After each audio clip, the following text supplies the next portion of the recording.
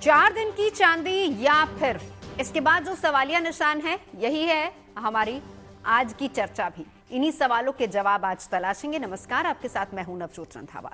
क्योंकि सवाल हर किसी के मन में, चांदी सबको चौंका रही है, सोना भी वैसे हैरान कर ही रहा है। कल चांदी के दाम रिकॉर्ड 4 लाख के पार गए थे, लेकिन शाम होते होते तेज गिरावट देखने को मिली और आलम यह रहा कि कल ऊपरी स्तर से चांदी 60,000 लुढ़की और आज चांदी के दाम में फिर से गिरावट देखने को मिल रही है। सोना भी आज करीब करीब 7,000 रुपए सस्ता हुआ है। वजह क्या है, यही जानना है। सोने चांदी के भाव में उतार चढ़ाव संकेत क्या दे रहे हैं, बहुत अहम सवाल है। क्या ये सोना चांदी खरीदने का सही समय, क्योंकि कंफ्यूजन ग्राहकों के मन में बहुत ज्यादा है। आगे क्या होगा, क्या सोने चांदी की चमक बरकरार रहेगी या फिर आगे भी गिरावट देखने को मिल सकती है। जो लोग शादी ब्याह के लिए गहने खरीदने की तैयारी कर रहे हैं, क्या उनके लिए सही समय या फिर अभी और इंतजार करना होगा। क्या सोना चांदी लॉन्ग टर्म निवेश के लिए फायदे का सौदा साबित हो सकता है। इन तमाम पहलुओं पर आज हम देश के जाने माने मार्केट एक्सपर्ट्स के साथ चर्चा करने वाले हैं।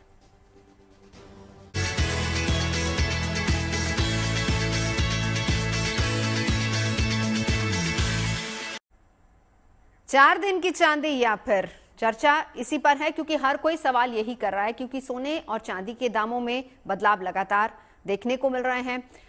यह तस्वीर 10 पॉइंट्स के जरिए आपको अच्छे से समझाएगी कि आखिर वजह क्या है। 24 घंटे में अगर हम देखें तो सोने चांदी के दाम में भारी उतार चढ़ाव देखने को मिला है।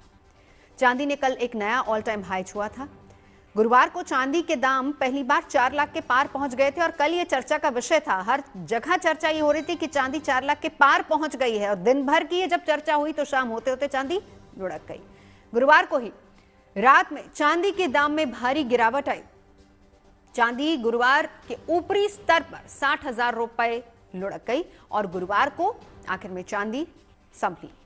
लेकिन आज चांदी के दाम में फिर से गिरावट दर्ज की गई है। आज चांदी 20,000 रुपए से ज्यादा सस्ती हुई है। वहीं आज सोने की कीमत अगर देखें तो करीब करीब 7,000 रुपए सस्ता हुआ है। मुनाफा वसूली भी इस गिरावट की एक बड़ी वजह मानी जा रही है। वैसे पहले लोग इस्तेमाल के लिए, शादी ब्याह के लिए गहनों की खरीदारी करते थे, लेकिन अब लोग निवेश के मकसद से भी सोने और चांदी खरीद रहे हैं, इसमें निवेश कर रहे हैं।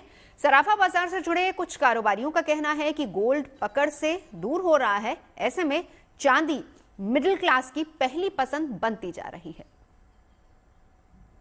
इसके अंदर भी आपको ये एक ट्रेट नजर आ रहा है कि जो अगर गोल्ड की ज्वेलरी नहीं ले रहा तो वो सिल्वर के अंदर इन्वेस्ट कर रहा है। बिल्कुल जी, डेस्टिनेशन ज्वेलरी के हिसाब से भी बहुत चलता है, तो that's why people are buying की जिनकी शादी अभी साल बाद है या 6 महीने बाद है, तो वो तो अभी ही लेके रखेंगे, तो that's more advisable for them definitely.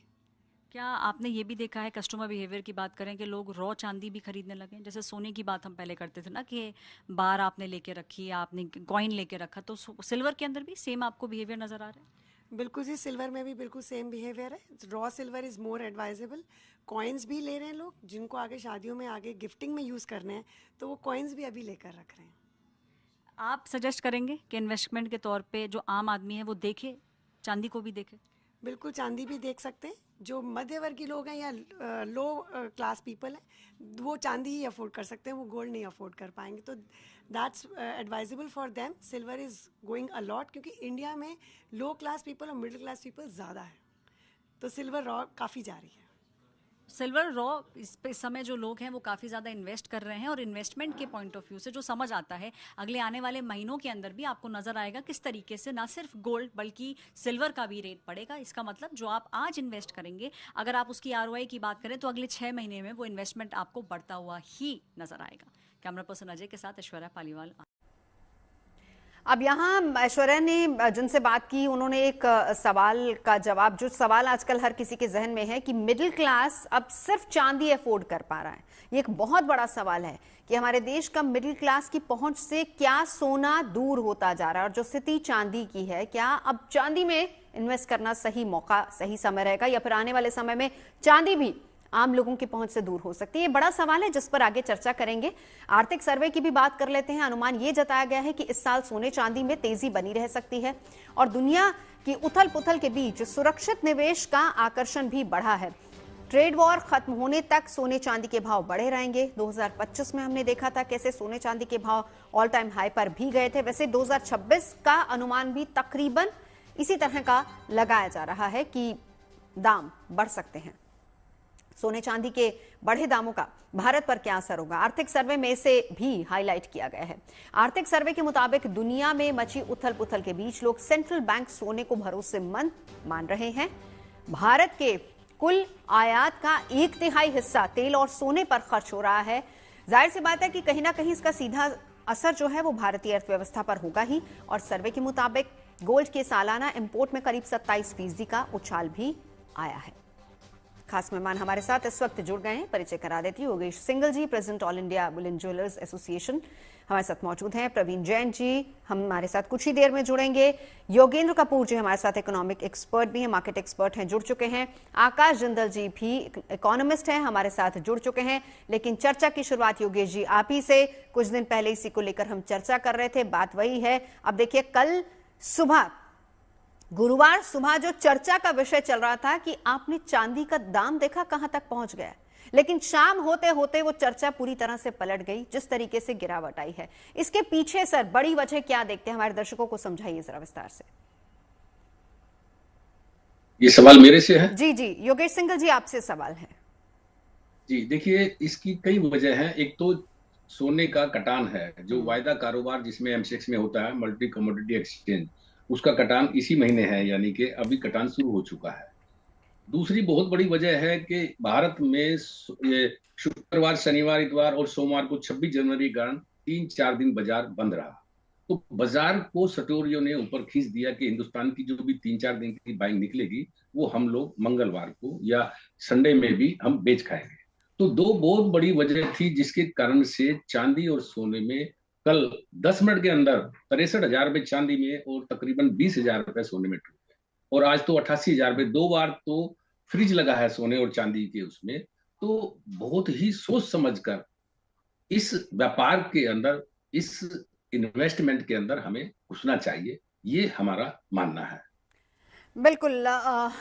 Yogendra Kapoor जी, सबसे पहले तो वजह समझ लेते हैं कि इसका कारण क्या है, क्योंकि चर्चा ये हो रही है कि क्या गिरावट जारी रह सकती है या फिर आगे वापस एक, आप देखिए अगला, अब कल शनिवार है, फिर रविवार है और सोमवार को मार्केट खुलेगी। योगेंद्र कपूर जी, क्या स्थिति रह सकती है आने वाले दिनों में? देखिए, मैं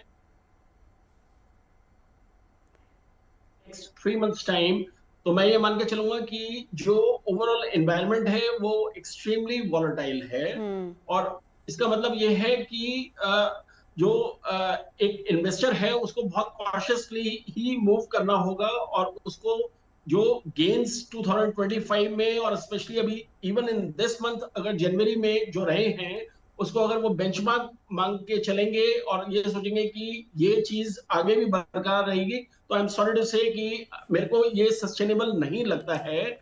और देखिए, इसके पीछे और भी रीजंस हैं। हमें ये भी समझना है कि अगर आप ये देखें कि सिल्वर के केस में स्पेसिफिकली, कि माना कि हमने इंडिया के अंदर इंडस्ट्रियल डिमांड इंक्रीज करी है मेनी फोल्ड टाइम्स, लेकिन क्या इसके साथ साथ हमें ये भी देखना है कि बिजनेसेस की growth as well as individuals की जो इनकम है, क्या वो उस पेस से बढ़ रही है? Answer is no. तो पॉइंट इज कि जो भी कोई चीज जो है एक बियॉन्ड अ पॉइंट अगर अनप्रेसिडेंटेड वे में इंक्रीज करती है, तो हमारे को शॉक्स के लिए भी तैयार रहना पड़ेगा। और मेरा ये मानना है कि गोइंग फॉरवर्ड जो है, अभी जो हम देख रहे हैं कि सिल्वर के अंदर जो करेक्शन आया है, ये मैं ये मानता हूं कि ये एक इन अ वे पॉजिटिव साइन भी है कि जो लोगों ने प्रॉफिट्स बुक करे हैं, जो जनरेट करके चल रहे थे, वो जो है इस टाइम उसको एनकैश करके चल रहे हैं, क्योंकि वो भी ये समझते हैं कि ये स्पेकुलेशन का जो दौर है, ये हो सकता है ये सस्टेनेबल ना रहे। वही सवाल है ना सर, सस्टेनेबल है नहीं, अनप्रेडिक्टेबल है। आकाश जी, आप इस पर क्या कहेंगे? क्या करे एक आम मतलब इन्वेस्टर के पॉइंट ऑफ व्यू से अगर हम देखें? पहली बात तो आप लोग खुद ही, आप एक्सपर्ट हैं, देश के जाने माने एक्सपर्ट्स आप मौजूद हैं, मार्केट एक्सपर्ट्स भी हैं, आप खुद ही बता रहे हैं। और दूसरा, बहुत अनप्रेडिक्टेबल हो गई ये चीजें। एक दिन सुबह गुरुवार को 4 लाख के पार पहुंच जाता है और शाम में अगर देखते हैं तो एकदम धड़ाम से चांदी गिर जाती है।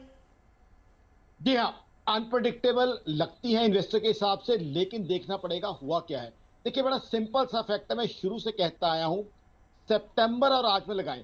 बार बार कहा जा रहा है कि देखिए आकाश जिंदल जी, चांदी की डिमांड बढ़ गई है। मैं वहां ये पूछता हूं, क्या ईवीज, क्या सोलर, क्या डिफेंस इक्विपमेंट जो सितंबर में बनते थे और आज जनवरी में क्या 3 गुना बनने शुरू हो गए हैं? सबको पता है ईवी की डिमांड 3 गुना नहीं बढ़ी है, सोलर की डिमांड 3 गुना नहीं बढ़ी है। तो जब उनकी डिमांड 3 गुना नहीं बढ़ी है तो अनरीजनेबली चांदी क्यों बढ़ी है? ये सवाल हमें पूछना चाहिए था। बात यह है कि ये सवाल लोग पूछ नहीं रहे थे। जियोपॉलिटिकल टेंशंस हैं, यूएस ईरान का इशू है, यूएस ग्रीनलैंड का इशू रहा है, उससे पहले यूएस ने जो वेनेजुएला के साथ किया है वो अनएक्सपेक्टेड था, अनप्रेसिडेंटेड था। ट्रेड वॉर है, टैरिफ्स हैं, रिटेलिटरी टैरिफ्स हैं। लेकिन क्या इन सबसे बड़ा फैक्टर मी टू नहीं है? फैक्टर ये रहा है मी टू की मेरे पड़ोसी ने 2 लाख रुपए कमा लिए। देसी भाषा का इस्तेमाल करूंगा, लोगों को अजीब लगेगा। नहीं, बिल्कुल ये सरल भाषा का ही इस्तेमाल कीजिए ताकि जनता समझ सके। जब तक मैं चांदी लेके 2 लाख नहीं कमा लेता तब तक मुझे नींद नहीं आएगी। वो पड़ोसी तो कमा गया, जो दफ्तर में साथ बैठने वाला था वो तो कमा गया। तो अब कुछ भी रेट है, बिना लॉजिक देखे हुए मेरे को भी वो 2 लाख रुपए कमाने हैं। तो वो जो मी टू था, 2 लाख से 2.5 लाख हुई, 2.5 लाख से 3 लाख हुई, धड़ाधड़ लेते जाओ कि मैं कहीं रह ना जाऊं। जाके जो है शाम को पत्नी को बताना है कि तुमने कहा था ना पड़ोसी ने कमा लिया, आज देख मैं 2.5 लाख रुपए कमा के लाया हूं। That is the main factor which has been prompting people to keep on buying silver at these prices. आप ही बताइए, देखिए नवजोत जी, आप एक वेटरन एंकर हैं, क्या ईवीज की डिमांड 3 गुना बढ़ी है? नहीं बढ़ी है। डिफेंस की डिमांड 3 गुना बढ़ी है? नहीं बढ़ी है। सोलर की डिमांड 3 गुना बढ़ी है? नहीं बढ़ी है। डोनाल्ड ट्रंप साहब का अगर ट्रैक रिकॉर्ड देखें, जियोपॉलिटिकल फैक्टर्स हैं, क्या डोनाल्ड ट्रंप साहब ने किसी भी कंट्री पे अटैक किया है? वेनेजुएला पे जो किया अलग चीज थी। तो अभी तक जो उन्होंने किया है वो कंट्रीज को फ्राइटन करते रहे हैं, डराते रहे हैं, अपना पर्पस जो है साधते रहे हैं। तो इसलिए ईरान पे भी वो चीज होने की नहीं, मैं ईरान वाली बात पे ही आ रही हूँ। आपने बिल्कुल सही कहा कि डरा रहे हैं, लेकिन जो स्थिति अमेरिका और ईरान के बीच में हुई है, उस बीच खबर कल छन के ये भी आ रही थी कि शायद दोनों के बीच में पीस टॉक संभव हो सकती है। वो भी एक बड़ा कारण है। क्या आप मानते हैं इसको? बिल्कुल मानता हूं मैं, और पीस टॉक ही होंगी। देखिए, आप डोनाल्ड ट्रंप साहब का जब से आए हैं फरवरी से ट्रैक रिकॉर्ड देखिए। टैरिफ लगाते हैं, टैरिफ को एवेंस में रखा जाता है, टैरिफ को रोल बैक कर दिया जाता है। वॉर की जो है बहुत चीजें हुई हैं। ग्रीनलैंड को लेके क्या हुआ है? ग्रीनलैंड को लेके जो उनका स्टैंड था 15 दिन पहले कितना स्टिफ था। ये लग रहा था ग्रीनलैंड पे। देखिए अब यूएस आर्मी गई, अब यूएस का अटैक हुआ, कहां गया वो अटैक? यूरोप ने थोड़ा कड़ा रुख अपना है तो पीछे हट लिए। तो अब ईरान को लेके हमें पता है अगर ईरान को अटैक होता है तो रिटेलिएशन बहुत भारी हो सकती है, जो यूएस में आ सकती है। तो कहीं ना कहीं रियलाइजेशन आ रहा है कि जियोपॉलिटिकल फैक्टर्स हैं उतने इंपॉर्टेंट नहीं है कि मैड बाइंग ना की जाए। तो कौन सा फैक्टर सबसे ज्यादा इंपॉर्टेंट है सर, फिर संक्षेप में? जी मेरे हिसाब से सबसे इंपॉर्टेंट फैक्टर ये है सस्टेनेबिलिटी। गोल्ड जो है अभी भी अगर कोई ले लेता है कम हुए रेट में, मैं कहता हूं गोल्ड फिर चल जाएगा, क्योंकि सेंट्रल बैंक्स गोल्ड बाय कर रहे हैं, डीडॉलराइजेशन चल रही है। लेकिन चांदी जो है प्रोफेशनल्स के लिए छोड़ लें, आम आदमी प्लीज चांदी से दूर रहे, वरना देसी भाषा में कहूं बहुत तकड़ा झटका दे सकती है। गोल्ड भी तो सर मार सकती है। आपने 182 तोले पहुंच चुका है। एक बार योगेश जी, आप मुस्कुरा रहे थे मी टू वाली बात कि मेरा पड़ोसी कमा गया, मैं क्यों नहीं कमाया। अब मैं इसी पर आपके पास आना चाहूंगी, क्योंकि आप भी जुड़े हुए हैं मार्केट से, सोने चांदी के व्यापार से। सर ये बताइए, क्या ये गुड न्यूज माना जाए आम उपभोक्ता के लिए, आम लोगों के लिए, जो लोग, क्योंकि देखिए शादी ब्याह का सीजन भी है। आकाश जी ने इसी बात को लेकर अपनी बात एंड की है कि चांदी जो है वो मार्केट के लिए छोड़ दीजिए। अगर पर्सनल इन्वेस्टमेंट की बात हम करें, जाहिर सी बात है कि लोगों के लिए आज की तारीख में केवल शादी ब्याह तक सीमित नहीं, एक बेस्ट इन्वेस्टमेंट के तौर पर भी लोग अभी तक जहां सोने को देख रहे थे वो चांदी को भी देखना शुरू कर दिया था लोगों ने। तो ये जो समय है, ये जो गिरावट दर्ज की जा रही, क्या हम ये माने कि आने वाले 1-2 दिन, देखिए वीकेंड है, अगर हम ये मान के भी चलें कि चलिए सोमवार को बढ़ेगी, तो क्या ये समय सही है खरीदने के लिए सोना या चांदी आम लोगों के लिए? देखिए बिल्कुल, सोने में तो कम से मैं आकाश जिंदल जी के साथ हूं, चांदी में, क्योंकि चांदी कभी भी धोखा दे सकती है। अच्छा। एक तो जो रेशियो था 1 से 2.25 गुना, जो बराबर का रेशियो था सोने के साथ में 2.25 गुना रेशियो हो चुका है। एक तो ये धोखा दे सकता है कभी भी, और दूसरा चांदी में जो एकदम से वोलेटाइल बाजार होता है वो भी धोखा देगा। तो चांदी में टूटने के बहुत ज्यादा चांस है, सोने में उतना कम है। मतलब ये स्टेबल है ये धातु, लेकिन फिर भी अभी कटान के कारण से मेरे ख्याल में सोने चांदी में ज्यादा तेजी अभी आने की उम्मीद नहीं है। 10-15 दिन बाजार रेस्ट करेगा और थोड़ा सा नीचे भी आने की संभावना है। आपने कहा बहुत ज्यादा उम्मीद नहीं। सर मैं यहाँ पर आपको रोकना चाहूंगी, लेकिन अगर हम आर्थिक सर्वे की भी बात करें, उसमें भी देखिए सबसे ज्यादा अगर रेट हाई की बात करें 2025 में, आप देखिए कि सोना कहां था, चांदी कहां थी और अब कहां पर पहुंच गया है। 26 में ये कहा जा रहा है कम नहीं होगा। चलिए हम इसी को देखें तो लगता है आपको कि कम से कम स्टेबल रह सकते हैं, लेकिन इशारे ये हैं कि ज्यादा बढ़ेंगे। आपका अनुमान क्या कहता है? देखिए, अभी शुक्रवार को $4800 थे और ये $5650 लग गए सिर्फ एक हफ्ता भी पूरा आज होगा। तो ये क्या वजह है? $650 एकदम से टूट भी गए। $650 $650 का मतलब 20,000 रुपये तोला होता है सोने का। तो ये बहुत बड़ी गिरावट है। ऐसा नहीं है कि रबड़ की तरह से तेजी एक तरफा बॉल ऊपर ही जाएगी, तो बॉल जब जाएगी ऊपर तो नीचे भी आएगी। सोने चांदी में भले ही तेजी है, उसके बावजूद भी वो सोना चांदी ग्राफ बना करके ऊपर नीचे आता जाता है। और ग्राहकों के लिए तो बहुत खुशखबरी की बात है कि कल से 25,000 रुपए सोने में आज गिरावट है, तो उसको तो खुश होकर ज्वेलरी खरीदनी चाहिए। और रही बात बुलियन की, बुलियन में देखिए बहुत ज्यादा, जिसमें 100 200% का प्रॉफिट है, उसमें 5-7% की मेकिंग चार्जेस को इन्वेस्टर को नहीं देखना चाहिए। ज्वेलरी से एक तो क्या होता है, घरवाली भी खुश होती है, और दूसरा उसके साथ में सेंटीमेंट जुड़ते हैं, तीसरा वो जब बिकती है जब मजबूरी में होती है। तो हमेशा जो है ना, इन्वेस्टमेंट जो है ज्वेलरी में भी करना चाहिए। अपने पोर्टफोलियो में बुलियन के अलावा भी ज्वेलरी को रखना चाहिए। ठीक है, लेकिन सर बड़ी बात, आप आज की तारीख में अगर मैं गलत नहीं हूं तो एक तोले सोने की कीमत शायद 24 कैरेट अगर हम बात करें तो 182 के आसपास होगी। आप करेक्ट कीजिएगा अगर मैं गलत हूं, इसके आसपास मैं इसलिए अभी 182 नहीं है अभी। हाँ। अभी भाव 1,66,000 1,67,000 24 कैरेट जी, 24 कैरेट। अभी 25,000 रुपए कल से कम है। कल जो 1,93,000 रुपए का भाव काटा था, उससे 25,000 रुपए कम, यानी कि 1 किलो पे 25 लाख रुपए कम आज भाव है। ठीक है, चलिए हम ये मानते हैं कि ये 25,000 कम भाव है। सर ये जो भाव है, आप कह रहे हैं कि सही, आपकी बात बिल्कुल सही है कि इमोशंस जुड़ जाते हैं ज्वेलरी के साथ। हस्बैंड्स नॉर्मली वाइफ्स को ज्वेलरी, गोल्ड ज्वेलरी गिफ्ट करते हैं कि बीवियां खुश हो जाएंगी, जो जिक्र आप कर रहे हैं। लेकिन क्या आम आदमी की पहुंच से बाहर नहीं होता जा रहा है गोल्ड और सिल्वर की अगर हम बात करें? आप ज्यादा कह रहे हैं कि गोल्ड में इन्वेस्ट कीजिए, चलिए हम गोल्ड स्पेसिफिकली बात कर लेते हैं। क्या आम आदमी की पहुंच से बाहर नहीं हो गया है? बिल्कुल, देखिए 1 लाख रुपए का भाव था तब भी हमारी स्टेटमेंट यही होती थी। जब 80,000 रुपए का भाव था तब भी हम कहते थे आम आदमी की पहुंच से बाहर हो गया है। ये बाहर कभी नहीं होता। लेकिन अभी क्या माहौल है, आपात स्थिति है पूरे संसार में कि डॉलर को डी डॉलराइजेशन किया जा रहा है। डॉलर के बदले में, फॉरेक्स रिजर्व के बदले में गोल्ड रिजर्व बढ़ाया जा रहा है। तो ये तेजी स्वाभाविक है, ऐसा नहीं है कि तेजी सदा के लिए है। हो सकता है पहले जैसे हिंदुस्तान में नोटबंदी हुई थी, 30,000 रुपए का भाव 60,000 छू करके फिर 30,000 पे आ गया था। तो कोई बात नहीं है, सोना जहां से चला था, चांदी जहां से चली थी वहां भी आ जाए। लेकिन उसमें अभी बरसों लगेंगे जब तक ये सारी समस्याएं सॉर्ट आउट नहीं होती हैं, डॉलर का कोई विकल्प नहीं निकलता है, या यूरोपियन सेंट्रल बैंक खरीदने की जगह बेचने की पोजीशन में नहीं आते हैं, तब तक। ये तो बहुत दूर की बात है सर। आकाश जिंदल जी, इस पर एक रिएक्शन आपका चाहूंगी, जहां से चली थी वहीं पर आ जाए। अगर हम एक साल की 8-9 महीने की बात कर लेते, 80-90 हजार रुपए था, मुझे नहीं लगता 1 लाख से कम आएगी। स्थिति क्या देखते हैं आकाश जी आप? देखिए योगेश जी की एक बात सही है कि ज्वेलरी परचेज करना आम आदमी के बाहर हो रहा है और आम आदमी की पहुंच पे होनी चाहिए। आई एंडोर्स हिम। दूसरी बात, जहां तक आप कह रही है कि क्या वहां पहुंच जाए, वहां पहुंचना सोना बहुत मुश्किल है क्या? देखिए सोने की एक तो जो है सप्लाई बहुत लिमिटेड है इस समय। सोने की जो एग्जिस्टिंग माइंस है उनकी extraction capability that is being reduced, new mines are not being discovered. दूसरा, de dollarisation is such a huge thing कि डी डॉलराइजेशन की वजह से central banks are buying gold rampantly. यहां दर्शकों को एक चीज बता दूं, हिंदुस्तान में अक्सर दर्शकों को ये कंफ्यूजन होते हैं, मुझसे पूछते हैं आकाश जिंदल जी डॉलर का रेट तो बढ़ता जा रहा है, आप कह रहे हैं डॉलर का वर्चस्व कम हो रहा है। दोस्तों ये दोनों अलग अलग चीजें हैं। Dollar price appreciation against rupee is a different thing, D dollarisation is a different thing.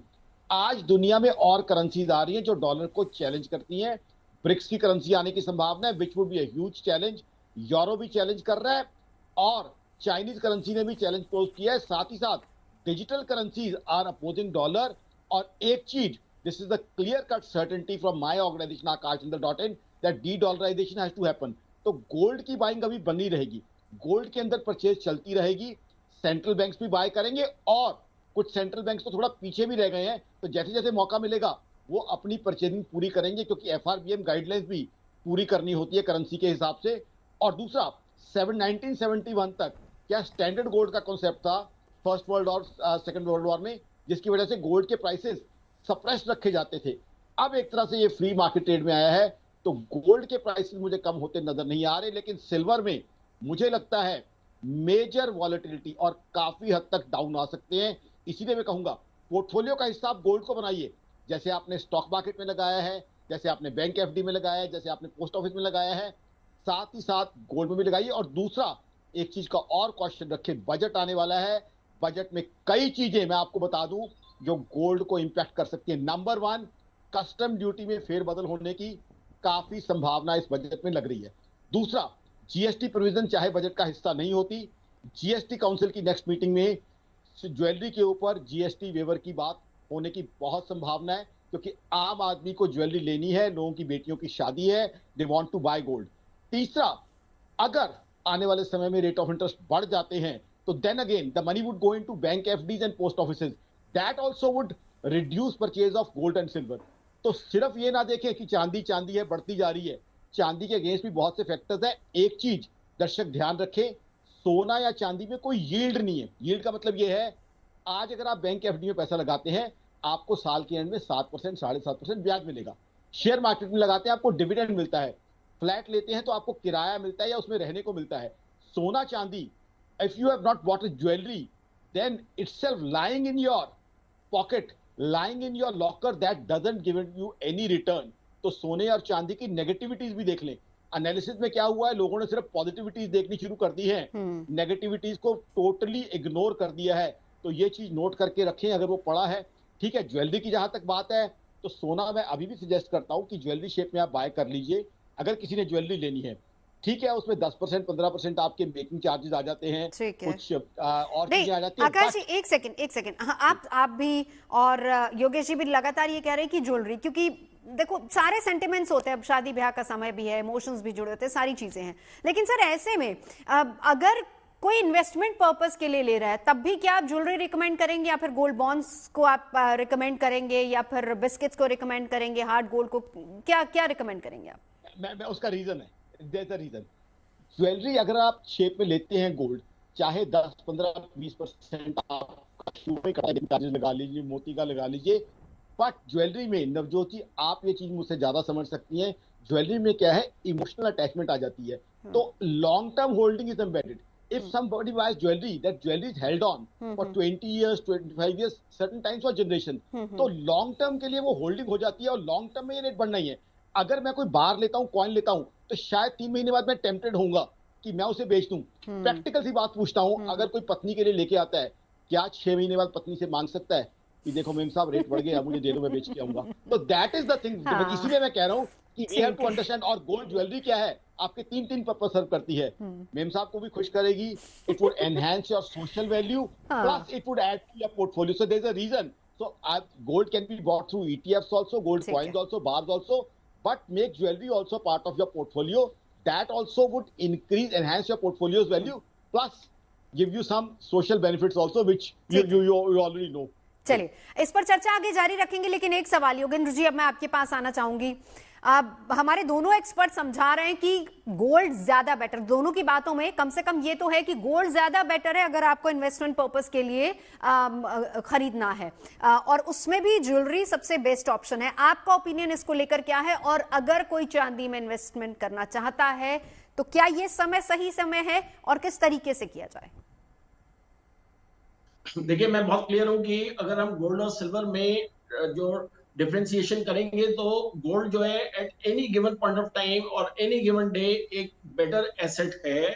और इसके देखिए कई रीजंस हैं, और उसमें आप ये भी देखिए कि इवन आज की डेट में मैं ये कहता हूं कि अगर कोई भी आदमी जिसके पास फिजिकल गोल्ड पड़ा है, और मैं कहता हूं अगर in the current scenario silver भी पड़ा है, तो आप ये देखिए कि अगर वो मार्केट में जाएगा और अगर वो बोले कि मेरे को इसके अगेंस्ट जो है लोन चाहिए या बेसिकली पैसा चाहिए, तो आप ये देखिए कि आज भी ये प्रैक्टिकल सिचुएशन है कि गोल्ड के अगेंस्ट जो है उसकी जो करंट वैल्यू है उस पे आपको मोर देन 50% तक जो है लोन जो है वो मिल जाता है पैसा।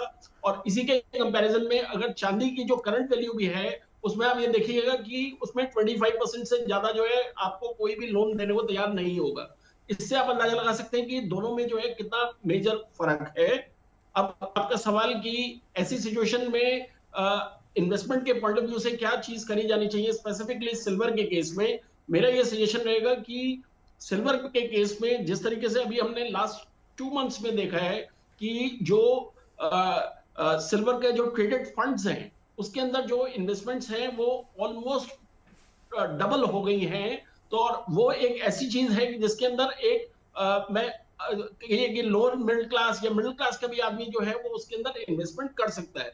इन कंपैरिजन टू उसके लिए वही पैसा उतना जो है अपनी सेविंग से गोल्ड के अंदर इन्वेस्टमेंट करना जितना मुश्किल है। तो पॉइंट इज कि हर एक को अपनी, मैं कहूंगा कि जो कैपेसिटी है उसी के हिसाब से इन्वेस्टमेंट करनी चाहिए। और एक जो बहुत जरूरी चीज है मैं जरूर शेयर करना चाहूंगा कि जहां तक हो सके गोल्ड या सिल्वर को परचेज करने के लिए आप जो है कहीं से लोन ना ले। तो ये बहुत इंपॉर्टेंट है। आगे बढ़े उससे पहले सोने चांदी की कीमतों में जो उतार चढ़ाव आया है, सराफा बाजार के करीब 60% कारोबार पर इसका असर हुआ है और सूरत के कुछ गहना कारोबारियों का कहना है कि तेजी से तालमेल बिठाने के लिए अब ग्राहक सोना चांदी कम और कॉपर ज्वेलरी की डिमांड ज्यादा क्योंकि हो गई है तो एक विकल्प के तौर पर उसको भी देख रहे हैं।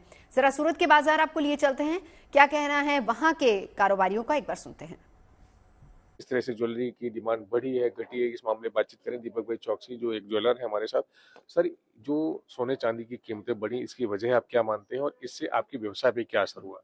सोने चांदी की जो कीमत बढ़ी हुई है ज्यादातर अभी हम लोग ज्वेलर्स को ऐसा लग रहा है कि जो ट्रम्प सरकार द्वारा जो नीति है वो नीति के हिसाब से रोज टेरिफ में डिफरेंस दिखा रही है। रोज कुछ न कुछ जगह पे जो एक युद्ध का थ्रेट आ जाता है, जो वो सभी को देखते हुए सोने चांदी में एक असलामती का माहौल लगता है तो लोग इसमें इन्वेस्ट करके रेट बढ़ रहा है। पूरे वर्ल्ड का जो इन्वेस्टर है उनको ऐसा लग रहा है कि गोल्ड और सिल्वर में किया हुआ इन्वेस्टमेंट फ्यूचर में उसको अच्छा लाभ देगा और उसकी जो गोल्ड की जो और सिल्वर की जो पास्ट वो जो है वो दिखा रहा है कि हर टाइम पे उसने 12% हर साल पे रिवॉर्ड दिया हुआ है। तो इतना देखते हुए लोगों का एक इन्वेस्टमेंट का जरिया इसके अंदर आया हुआ है तो अभी गोल्ड और सिल्वर बढ़ रहा है। सर, व्यवसाय भी कितना फर्क पड़ा है कस्टमर, क्योंकि इतना महंगा हो गया, ज्यादा कस्टमर भी इसको खरीदेंगे नहीं खरीदने वाले। पूरे इंडिया के ज्वेलर्स की अगर बात करें तो अभी इंडिया के ज्वेलर्स में 60% जितनी ग्राहकी कम चल रही है। तो ये जो है वो ज्वेलर्स के लिए बहुत बड़ी बात है कि हम लोग में ग्राहकी का प्रमाण काफी कम हो गया है। लोग इतने बड़े रेट में लोग जो ले रहे हैं वो कम दाम में, कम कैरेटिस में, कम वेट में मांग रहे हैं। तो जो शाम तक का जो कंजम्पशन जो गोल्ड का था वो काफी कम हो गया है। तो अभी हम लोग ज्वेलर्स की हालत काफी खराब मानी जाएगी क्योंकि सभी ज्वेलर्स के यहाँ 60% जैसी ग्राहकी कम चल रही है। क्या उम्मीदें हैं भविष्य की?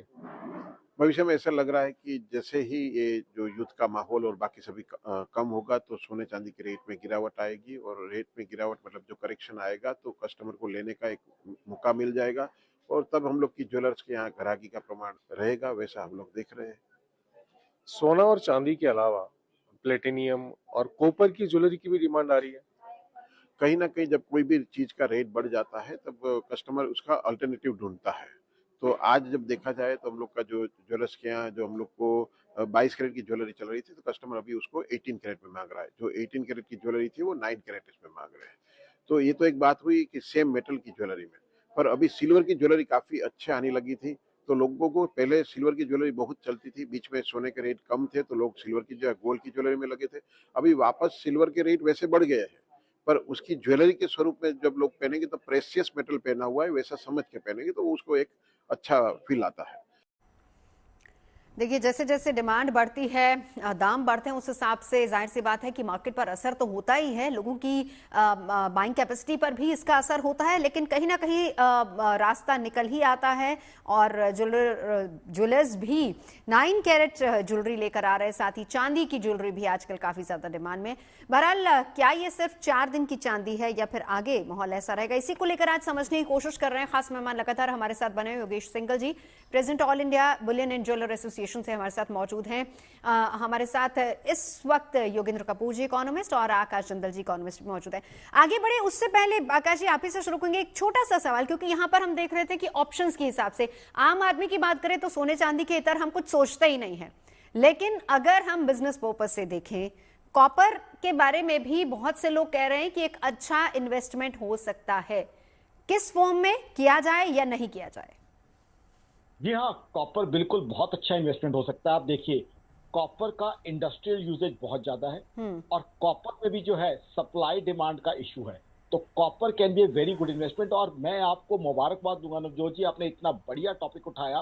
This is such a offbeat thing which you have picked up, क्योंकि आप महज जो है सोना चांदी के एंगल से ना देखें, आप ये देखें कि किस तरीके से इस फील्ड से कमा सकते हैं। और copper is also good buy. सोना चांदी क्यों है? क्योंकि हर व्यक्ति उसको जानता है, पहचानता है, सालों से हम उसकी बात करते आए हैं, सोने की ज्वेलरी पहनते हैं, चांदी की भी यूजेज करते हैं, कोई घर में जो है लेमन सेट लेके आता है, भगवान की मूर्ति लेके आता है, but copper is also something which should be looked at. और मेरे हिसाब से पोर्टफोलियो का उसको भी हिस्सा बनाया जाए। जहां तक आपने पूछा नवजोत जी, पोर्टफोलियो का हिस्सा कैसे बनाया जाए, आज बहुत से ऐसे इंस्ट्रूमेंट्स आ रहे हैं, बहुत से ऐसे फाइनेंशियल इंस्ट्रूमेंट्स आ रहे हैं, बहुत से टेक्निक्स आ रही हैं जिसके थ्रू आप इनके अंदर भी इन्वेस्ट कर सकते हैं। तो I think yes, it's a very good thing कि आप जो है डाइवर्सिफाई कीजिए कि जैसे जैसे इंडस्ट्री ग्रो करेगी, जितने भी मिनरल्स हैं, जितने भी मेटल्स हैं, उनकी डिमांड को लेके इशू सामने आएंगे। तो ऐसे में कॉपर एक बहुत बहुत बढ़िया ऑप्शन हो सकती है। इसके अंदर इन्वेस्टमेंट होनी चाहिए, ना सिर्फ कॉपर बल्कि और भी बहुत से मेटल्स सर हैं सरल जिसको भाषा में बता दीजिए, इसको अगर पोर्टफोलियो का हिस्सा बनाए तो क्या किस फॉर्म में बनाना चाहिए, कैसे हो सकता है ये? देखिए, अगर कोई ट्रेडर है तो ट्रेडर तो जो है जाहिर सी बात है उसे फिजिकल शेप में भी रख सकता है। नॉर्मल इन्वेस्टर जो है उसके पास एक तरीका तो ये है एमसीएक्स के थ्रू जाए। अब एमसीएक्स के थ्रू जाता है तो उसको वहां पे ये करना पड़ेगा कि कैरी फॉरवर्ड ट्रेड भी करना पड़ेगा, बट अगर लिमिटेड क्वांटिटी में जाया जाए तो जाया जा सकता है, क्योंकि आज का इन्वेस्टर उतना नॉलेजेबल है कि उसे एमसीएक्स यूज करनी आती है। एंड गोइंग अहेड इसको लेके भी ईटीएफ्स आने की संभावना है जिससे आप इन्वेस्ट कर पाएंगे जैसे जैसे एडवांसमेंट्स हो ररी हैं। तो इसलिए जो है बाकी अलग मेटल्स को भी आप पोर्टफोलियो का हिस्सा बनाएं, क्योंकि आप देखें जिंदगी में उन मेटल्स का भी आपके उतना ही यूजेज है। महज इतना नहीं है कि जिंदगी आपकी सोने और चांदी तक सीमित है। हाँ। ताकि आपका पोर्टफोलियो डाइवर्सिफाइड होना चाहिए। डाइवर्सिफाइड पोर्टफोलियो होगा तभी जाके आप सबसे ज्यादा कमाएंगे और रिस्क अब्जॉर्बर बनाएंगे। अब देखिए, जिस बेचारे के पास 5 लाख रुपए थे, 5 लाख रुपए की कल चांदी ले ली, आज देखिए दिल की हालत क्या होगी उसकी, कितना उसका मन खराब होगा। यही सवाल था ना सर, क्या सिर्फ ये 4 दिन की चांदी है या फिर सवाल यही है? एक बार योगेंद्र कपूर जी आपके पास आना चाहूंगी। अब इंतजार बजट का भी हो रहा है, उसके बाद कुछ बदलाव हो सकता है, कुछ देखने को मिलेगा बदलाव।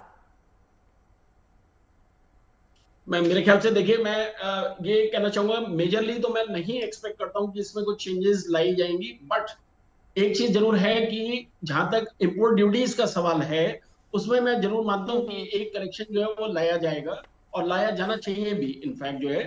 और उससे आप देखिए, क्योंकि अल्टीमेटली हमें ये भी समझना है कि अगर हम गोल्ड और सिल्वर दोनों के केस में देखें कि आज जो है इंडिया जो है वो मेजरली जो है इंपोर्ट कर रहा है। अगर हम ये देखें कि इन टर्म्स ऑफ जो रिक्वायरमेंट्स हैं, क्योंकि देखिए गोल्ड के केस में जितनी इंडिया के अंदर प्रोडक्शन होती है उससे मैनीफोल्ड टाइम्स जो है हमारी रिक्वायरमेंट है जो हम इन अ वे इंपोर्ट करते हैं। तो बहुत जरूरी ये है कि जब हम ये देख रहे हैं कि लोगों की इनकम्स इन जनरल जो है उस पेस से नहीं ग्रो कर रही जिस पेस से हम ये देख रहे हैं बाकी इंस्ट्रूमेंट्स के अंदर ये जो गेन हो रहा है, तो ऐसे में बहुत जरूरी हो जाता है कि आप जिस तरीके से भी लोगों के हाथ में ज्यादा से ज्यादा पैसा लाने में बिलीव कर सकते हैं, तो ऐसे प्रपोजल्स जो हैं जरूर इस बजट का पार्ट जो है वो बनेंगे। गोल्ड इंपोर्ट की बात करें तो 27% उछाल आया है। योगेश सिंघल जी, आप कैसे देखते हैं आने वाले समय में सोने चांदी के बढ़े दामों का असर कितना होने वाला है? ये अगर वैसे देखें, अगर क्वांटिटी में देखें तो हमारा इंपोर्ट गिरा है, लेकिन इन रुपीज देखें क्योंकि सोना भी दुगना भाव हो गया है, तो रुपीज में हमारा 27% डॉलर के हिसाब से मतलब बढ़ा है। अगर वैसे देखें तो हमारा इंपोर्ट जो है सोने का और चांदी का घटा है। चांदी में अब जैसे आपने बताया एक 4 दिन की चांदी, मैं इस पे एक संक्षिप्त में मेरे मन में एक ख्याल आ रहा था कि मैं आपको दर्शकों को बता दूं कि ये चांदी को हम क्यों मना कर रहे हैं, सोने को हम क्यों हाँ कर रहे हैं।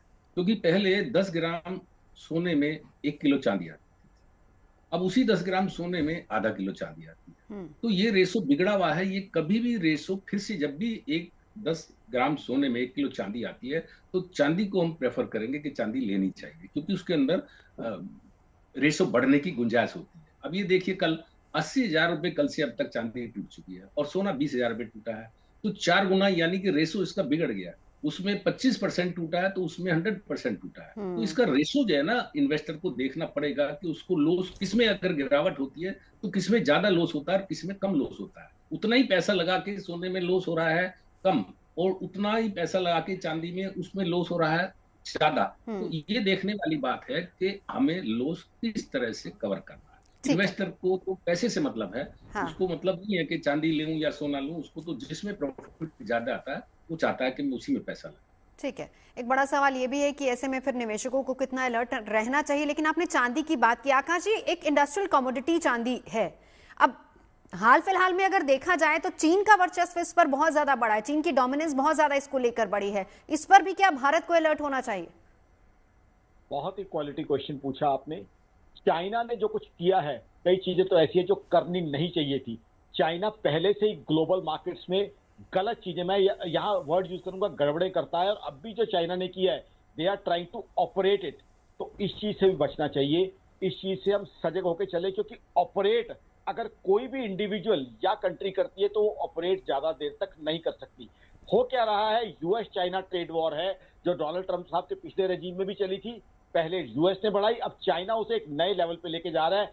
लेकिन क्या उस ट्रेड वॉर में, इनकी आपसी टक्कर में आम जो हिंदुस्तानी इन्वेस्टर को घायल होना चाहिए? आम हिंदुस्तानी इन्वेस्टर की देसी भाषा में कहूं, कुर्बानी तो नहीं हो जाएगी?